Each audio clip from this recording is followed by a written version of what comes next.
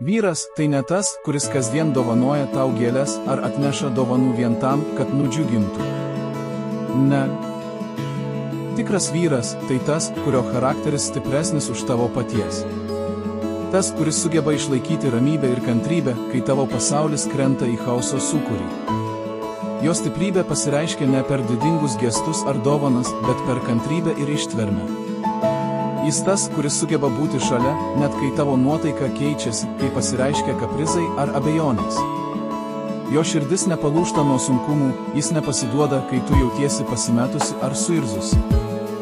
Tai žmogus, kuris kenčia visas tavo nesąmonės, tačiau daro tai iš meilės ir atsidavimo. Jo stiprybė tai ne vien fizinė galia, bet ir moralinė stiprybė, kuri veda jūs abu per gyvenimo iššūkius. Kartu. Visada ir amžinai.